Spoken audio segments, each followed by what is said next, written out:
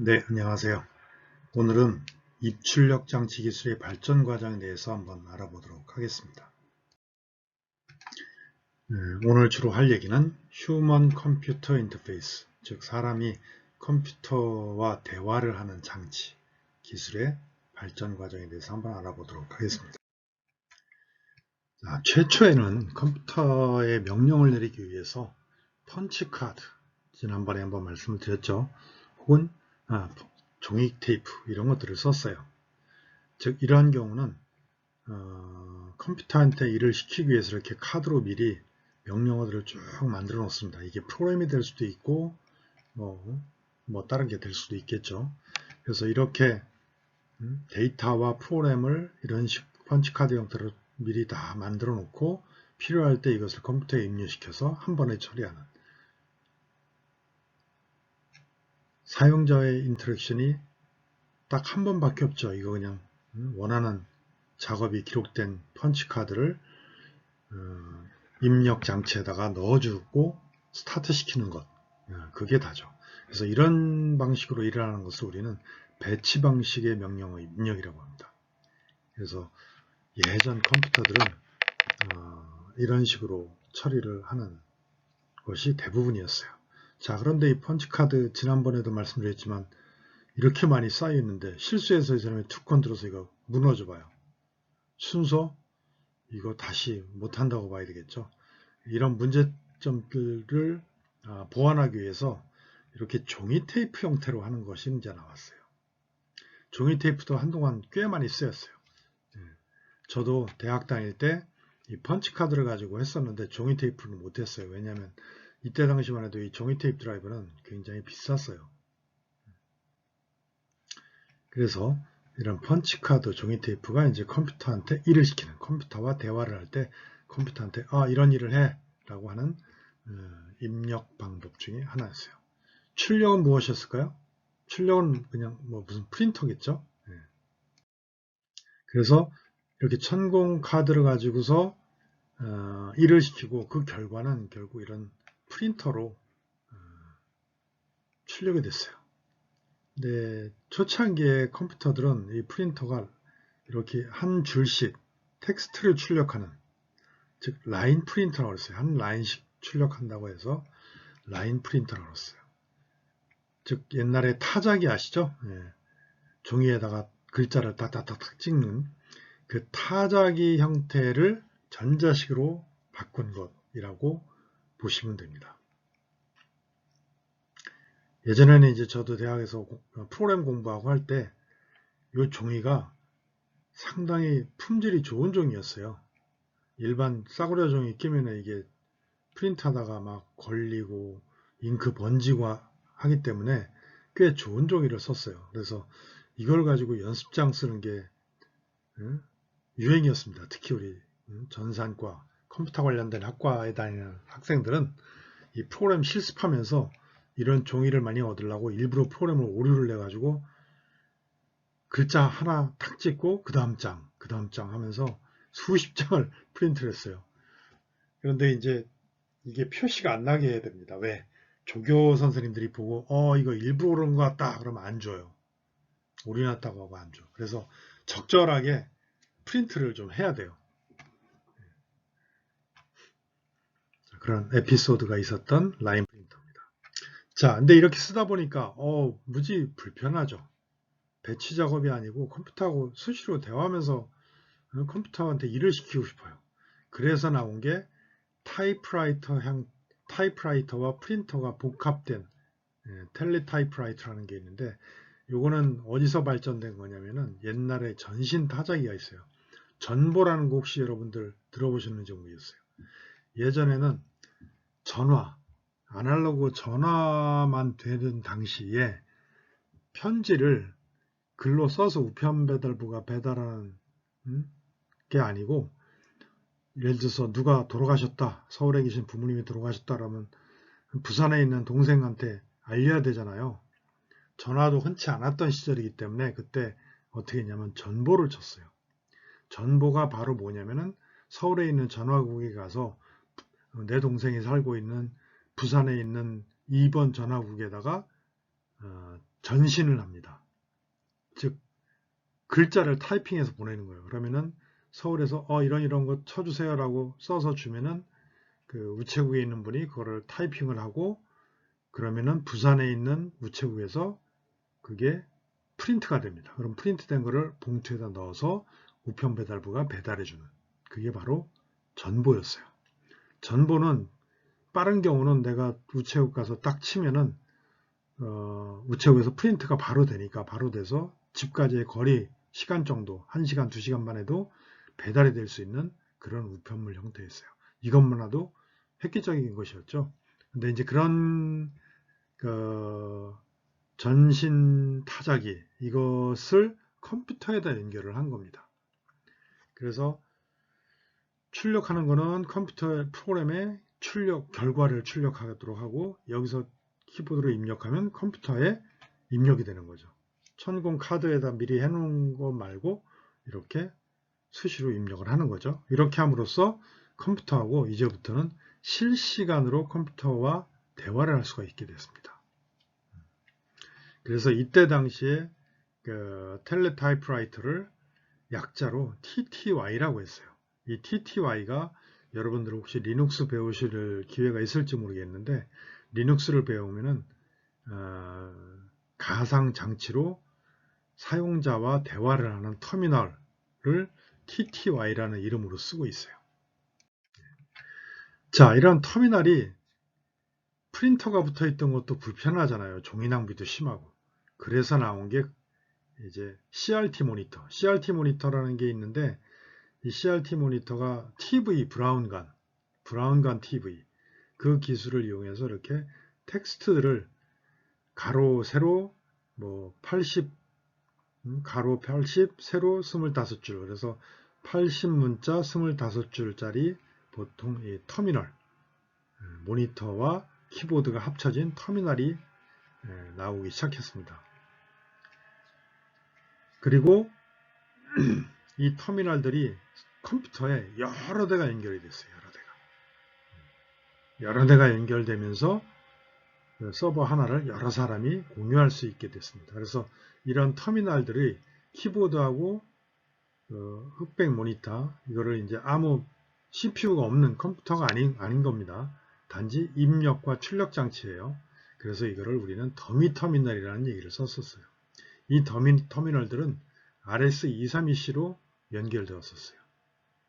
그리고 쉽게 입력된 커맨드 라인을 뒤로 백스페이스 쳐서 지우고 다시 입력하는 우리가 현재 쓰고 있는 키보드랑 동일한 역할을 하는 형태로 사용했던 겁니다. 그리고 모노크롬 디스플레이 어댑터 해가지고 단색 문자 표현만 가능했었어요. 단색으로 문자만 표현 가능했고 자 근데 이제 이게 나오면서 그리고 컴퓨터가 개인용 컴퓨터가 나오기 시작하면서 이 옆에 그림과 같은 이런 컴퓨터들이 나오기 시작했어요. 여기 보면 여기 세로로 세워져 있는 부분 이게 지난 시간에 얘기했던 디스켓 5.25인치 디스켓 요거는 이제 3.5인치 디스켓 같아요. 이런 걸로 해서 개인용 컴퓨터들이 나오기 시작했어요. 개인용 컴퓨터는 혼자 쓰는 거니까 터미널이 컴퓨터에 한 대만 연결되면 되죠. 그래서 CPU 뭐 이런 것들을 통째로 합쳐서 컴퓨터하고 모니터 키보드를 한 세트로 해서 이렇게 만드는 겁니다. 보조 교육 장치까지 포함해서. 자, 근데 이렇게 지금까지는 컬러가 없었어요. 그냥 한 가지 초록색 혹은 뭐 흰색 뭐 이런 디스플레이 모니터 있는데 그 다음부터 나온 게 그래픽 터미널이 나오기 시작했어요. 그래픽 터미널에는 무슨 개념이 있냐? 픽셀이라는 개념이 도입됩니다. 최초의 픽셀이라는 개념이 도입돼서 글자 수가 아니라 가로 세로가 모니터의 가로 세로가 글자 알파벳 글자 가로 몇 개 세로 몇 줄 이게 아니고 허큘레스라는 그래픽 카드 생산 업체가 있는데 여기서 나오는 그래픽 카드가 있었어요. 컴퓨터 메인보드에 꼽는 그래픽 카드가 있는데 그 그래픽 카드에다가 모니터를 연결을 해서 점을 찍을 수 있는 그래서 최초에 만들어진 게 720 곱하기 350개 가로 720개 세로 350개의 점을 찍을 수 있는, 점을 표시할 수 있는 그러한 모니터가 나왔습니다.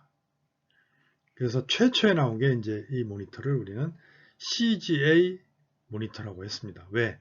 CGA, 컴퓨터 컬러 그래픽 어댑터라고 해서 그래픽 카드가 컬러로 그래픽, 점을 찍을 수 있는 어댑터, 확장 카드죠. 확장 카드를 꽂아서 그 확장 카드에 연결하는 모니터. 이거 역시 브라운관이에요. 그래서 이 브라운관 모니터에 점을 찍을 수 있게 된 겁니다. 그래서 최초에 나온 거는 그냥 검은색의 핑크색, 초록색, 하얀색, 검은색의 4가지 컬러만 지원을 했어요. 그리고 해상도도 요 CJ 그래픽 처음에는 이 모노컬러였었는데 그때는 해상도가 높았는데 컬러가 되면서 해상도가 좀 낮아졌어요. 낮아졌는데 그게 640by 200의 해상도입니다. 그리고 텍스트를 뿌릴 수도 있는데 텍스트는 똑같이 80 컬럼에 25줄. 자, 이 CJ 그래픽 어댑터가 나온 후에 나온 게 야, 컬러 수를 좀 늘려보자. 해상도도 좀 늘려보고 해서 나온 게 EGA 모니터라는 겁니다. 이게 Enhanced Graphic Adapter입니다. Enhanced Graphic Adapter. 그래서 16컬러를 표현할 수 있었고 해상도도 640by 350 픽셀 수가 이렇게 지원되고 텍스트는 똑같이 86 곱하기 25에 그 다음에 나온 게 VGA 모니터예요.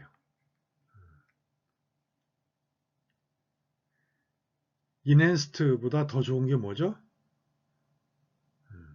Very good. 그렇죠? 그래픽 어댑터. 그래서 이때 당시부터 이제 개인용 컴퓨터 보급이 활성화되기 시작했어요. 컬러도 16컬러, 640by 480 해상도도 높아졌고 컬러도 좋아졌고요. 또 해상도를 좀 낮추면 320by 200이면 256 컬러까지 표현할 수 있었어요. 텍스트는 똑같이 80열 곱하기 25에. 자, 왜 이때부터 개인용 컴퓨터 보급이 활성화되느냐? 이게 되다 보니까 게임이 됐어요. 게임이 훨씬 멋있어졌어요. 여기서 4컬러, 16컬러로 표현했던 것보다 256컬러로 표현하니까 오 진짜 이제 컬러풀한 게임이 가능하게 된 겁니다. 자, 이런 것들이 이런 VGA 모니터들 전부 다 뭐예요? CRT 타입, 캐서드 레이 튜브라는 CRT 타입 모니터입니다. 이런 CRT 모니터의 원리를 보면 CRT 모니터는 캐서드 레이 튜브 방식으로 되어 있습니다. 전자총 방식이에요. 이 진공관에서 우리가 캐서드에다가 쫙 전압을 가하면 거기서 전자가 방출이 되죠. 예. 그것과 똑같이 진공 상태일 때 그래서 여기 브라운관이라고 하는데 이 브라운관 CRT입니다. 캐서드 레이 튜브 방식의 모니터를 혹은 브라운관 이 부품을 브라운관이라고 했어요. 이 브라운관 속은 진공이고요. 여기 전자총이 있습니다. 전자를 빵 쏘면 똑바로 쫙 나가서 여기 꽂히겠죠. 전자가 여기 부딪히는데 우리가 형광등 아시죠? 형광등이 바로 뭐예요? 전자를 방출시키면 그 형광물질에 부딪혀서 전자가 부딪히면서 빛이 발생하는 거죠. 그런 원리를 이용하는 겁니다. 자, 전자를 빵 쏘면 그 전자가 직선으로 쫙 나가서 여기서 딱 부딪히면서 여기 형광물질이 발려져 있으면 빛이 발생하는 겁니다. 근데 형광물질을 뭘로 하느냐? 요게 그 형광물질이 파란색, 빨간색, 초록색 요거를 이제 한 세트를 묶으면 이게 어떤 색깔을 표현할 수 있죠. 빛의 색깔을. 그런 식으로 해서 픽셀들을 만드는 겁니다. 그래서 이 브라운관 앞쪽을 보면 이렇게 그물 모양으로 되어 있고요. 이렇게 3개의 서로 다른 컬러의 형광물질이 있어요. 그래서 이 전자총으로 여기를 맞추는 겁니다. 여기다가 전자를 빵 쏘면 여기에 있는 그 빨간색에다가 전자를 쏘면 빨간색이 표시가 되는 거고 초록색에다 쏘면 초록색이 표시가 되는 거예요. 그런데 이 전자총은 전자인데 마이너스잖아요. 여기를 지나갈 때 여기 편향 요크라는 게 있어요. 편향 요크에서 전압을 가해주면, 강한 전압을 가해주면 전자가 휘겠죠. 그래서 여기다 마이너스를 강하게 가해주면 전자가 위쪽으로 휘겠죠. 그래서 가장 강한 마이너스가 맨 위로 가고, 그리고 여기를 마이너스를 이쪽에서 위쪽에서 가해주면 맨 밑으로 가겠죠. 가장 강하게 하면. 그래서 이거를 조절을 해서 수평, 수직 픽셀 수를 결정을 하고요. 또 이게 아래 위만 있는 게 아니고요. 좌우에도 있어요. 좌우에도 이 편향 요구가 있어서 좌우에 따라서 모니터의 왼쪽과 오른쪽에 여기 부딪히는 요 위치를, 전자가 부딪히는 위치를 조절을 해주는 겁니다. 이렇게 해서 이 모니터는 예를 들어서 640개의 가로, 480개의 세로가 있다. 그러면은 640 곱하기 480번을 전자총을 쏘는 건데, 요 편향 요코, 상하 좌우에 있는 편향 요코를 이용해서 점 하나하나를 3번, 칼라 3개죠. 칼라 3개를 쏘는 겁니다. 3번씩을 쏘는 거예요. 그래서 가로 1번 줄 쭉 640번 쏘고, 그 다음 줄 하나 밑으로 내려서 쭉 쓰고, 밑으로 쭉 내려면서 다 쓰다가 맨 끝에 오른쪽 아래까지 다 쐈으면 다시 또 맨 위로 올라갑니다. 자, 이런 거를 1초에 몇 번 하느냐? 사람 눈은 30Hz 정도면은 동영상을, 변화를 잘 못 느낍니다. 그런데 보통 60번 정도를 쏴줍니다. 1초에 60번씩 이 셀들에다가 빛을 쏴주는 겁니다. 그렇게 함으로써 모니터에 어떤 점을 표시를 하는 겁니다. 근데 전자를 쏘는 거기 때문에 빛이 반사되는 게 굉장히 빨라요. 반응 속도도 빠르고, 전자를 안 쏴요. 점이 안 찍힌 거는 전자를 안 쏘면 되겠죠. 전자를 안 쏘면 까맣게 되겠죠. 전자를 쏘면 밝게 되고. 그래서 이 명암비가 굉장히 뛰어납니다. CRT 모니터가. 반응 속도도 굉장히 빨라요. 명암비가 뛰어나다, 반응 속도가 빠르다는 얘기는 뒤에 나올 LCD 모니터에 대비해서입니다. 그리고 아까 리프레시 레이트라고 그랬죠. 점 하나하나, 가로, 세로 640by 480개의 점이 있는데, 픽셀이 있는데, 그 픽셀당 RGB 3가지의 점이 있어요. 이 3가지 점을 전자총으로, 이 전자를 여기다 쏘는 겁니다. 근데 이거를 1초에 이 화면을 쭉 한번 모든 점들에 대해서 전자총을 쏘는데, 이거를 1초에 몇 번 쏘느냐, 그게 바로 리프레시 레이트입니다. 이런 원리로 CRT 모니터가 되어 있어요.